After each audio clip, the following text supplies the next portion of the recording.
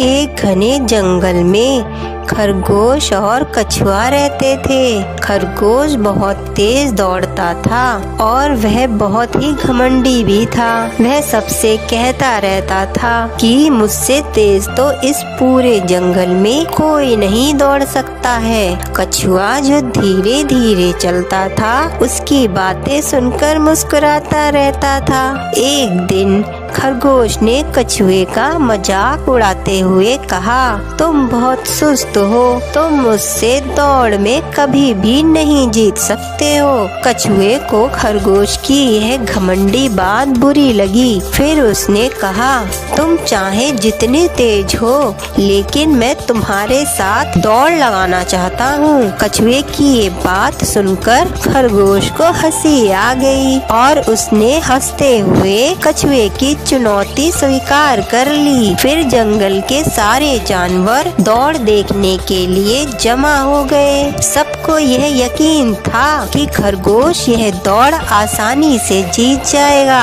फिर दौड़ शुरू हुई और खरगोश पलक झपकते ही कछुए से बहुत आगे निकल गया, लेकिन कछुआ धीरे धीरे आगे बढ़ता रहा। थोड़ी दूर जाकर खरगोश ने पीछे मुड़कर देखा कि कछुआ अभी भी बहुत पीछे है। उसने सोचा, कछुआ तो इतने धीरे धीरे आ रहा है, मैं थोड़ा आराम कर लेता हूँ और फिर से दौड़कर उसे हरा दूंगा। यह सोचकर वह एक पेड़ के नीचे आराम से सो गया और कछुआ बिना रुके अपनी धीमी चाल से आगे बढ़ता रहा और अपने लक्ष्य की ओर बढ़ता रहा। धीरे धीरे उसने सोते हुए खरगोश को भी पार कर लिया और आगे बढ़ता गया। जब खरगोश की नींद खुली तो उसने देखा कि कछुआ लगभग फिनिश लाइन के पास तक पहुंच चुका था। फिर उसने तेजी से दौड़ने की कोशिश की, लेकिन तब तक बहुत देर हो चुकी थी और कछुआ दौड़ जीत चुका था। इस कहानी से